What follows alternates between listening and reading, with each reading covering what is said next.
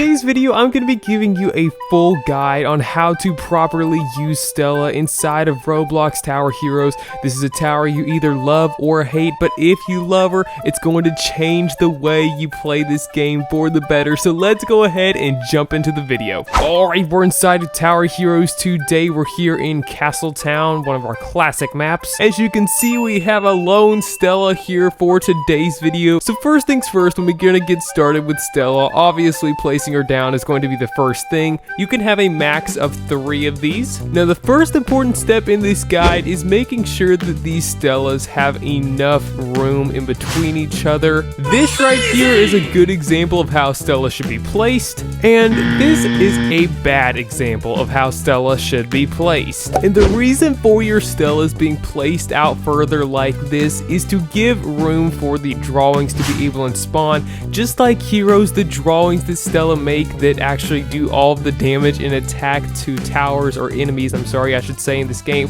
they need space to be placed just like any other hero, like your chef, hot dog, Frank, your scientist. They need that space too. It's a very small space, so it's not as big as those towers. However, they do need space, so you want to make sure that they're not taking up, or one Stella is not taking up all the room where the other 2 Stellas might need it for their drawings. If that didn't make sense, just go ahead and watch and we'll show you in just a minute on display what I'm talking about. And so this is what Stella is going to do. She's going to make little drawings just like this, different ones for different levels. Obviously mine are both, all 3 are level 5 right now, so that's not an issue. She's gonna make the best of the best, but just because she makes the best doesn't mean she also can't make the worst either, and we'll get to that in just a moment. I'm gonna go ahead and run some more mobs through this path right here so that Stella can make some more drawings, and I'll be back in just a moment when we have a whole crowd of them. Hey my friend, if nobody has told you yet today, you are seen, you are known, and you are loved by both God and by me. And if you're enjoying this video so far, please make sure to give it a like and even consider subscribing to our channel.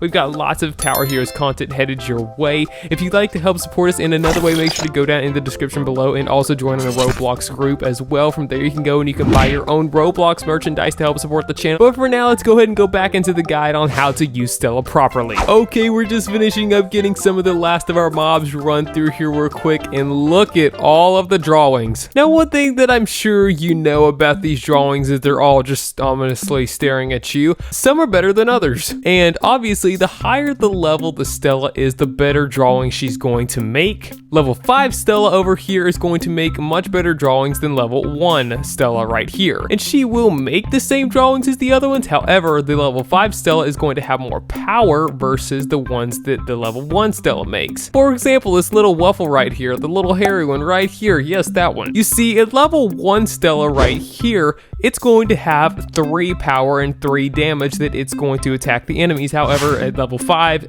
it's 50. So just something to keep in mind, not all of these drawings are going to be super bad. They all do damage and they all get better as Stella levels up. But that is going to lead me to one of my second points. That's going to be that you don't want to keep every single drawing, and you need to know which ones are better and which ones are worse. I'll go ahead and put up a pictogram thingy right here, whatever we want to call it right here, and the worst is going to be on the left and the best is going to be on the right. And just so you can hear me say it, the gems are going to be the worst. You're not going to want to keep any of these whenever possible, and these little crab bots right here are the best. Also, these little bomby things right here, these are also very close for a first place also when it comes to crab bot versus bomby, so definitely keeping a lot of these guys is a good idea. These two do a very similar amount of damage, and basically the only thing different is that one does splash damage and one has crazy range. The one that has range is the crab bot, and the one that does the splash damage is of course the bomby. So congratulations, now you know which ones are the worst and which ones are the best. But now how do you know how many you need to keep of each? Yes, that does play an important role into this. You're probably thinking, oh super, this should not be taking this much work to be able and just place one tower.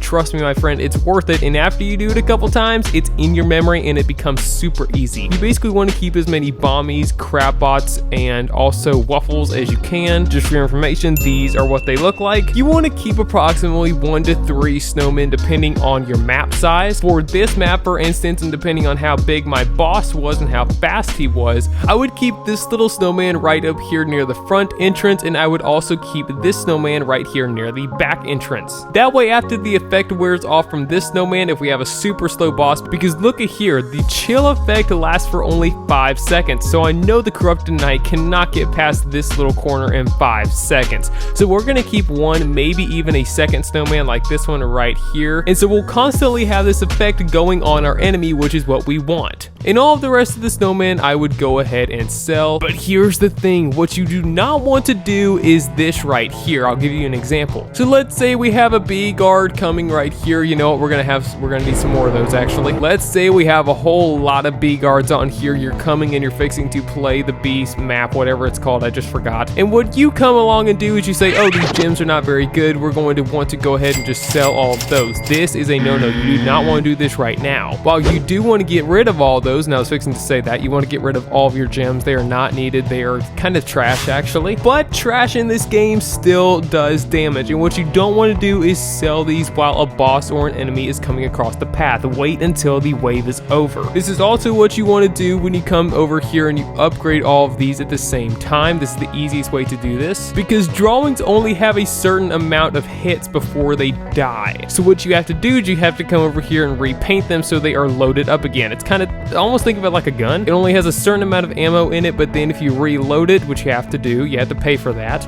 then it's going to reload it and then it's going to have a full lifespan again. So that is basically the basics of how to use Stella inside of Roblox Tower Heroes. Let me go ahead and do a real summary and then we'll jump into a game to kind of give it full display. So while you're using Stella, you don't have to be a pro at using her yet.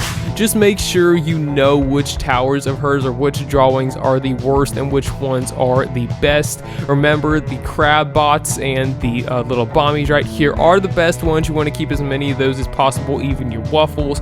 Try and get rid of your gems whenever is possible. Remember, don't do it while an enemy is coming. And then you're going to want to keep 1 to 3 snowmen depending on how fast your boss is and how big your map is. And that's the basics of using Stella. Let's go ahead and jump into a real fast game so I can show you this in action. Alright, so here we are inside of Candy Calamity using our Stellas right here. I need to go ahead and upgrade them all really quickly. As you can see, we have 21, which is very close to the other map, but it doesn't look like it's taking us up as much room, does it? That's because this map is bigger and it has multiple levels. This is actually a really good map to be able to use Stella on because of multiple levels. And then also something else that's kind of pointless, make sure you don't have drawings that aren't in the range of the actual enemies. That should seem obvious probably. But anyway, go ahead and just sell those snowmen right there. Whatever is not in the range, those aren't going to be needed. And when the wave is clear, just like this, I'm going to go through and quickly delete everything that I don't need, basically the gems. And just like that, the snowmen that were back to back there a second ago, I didn't need both of those. I don't need this snowman right here. It's not even in the range, neither this one. And basically every wave, I'm going and I'm upgrading all of my drawings. I'm just pressing in on my keyboard to open the hero data right here. If you're on mobile, I recommend going up to the settings,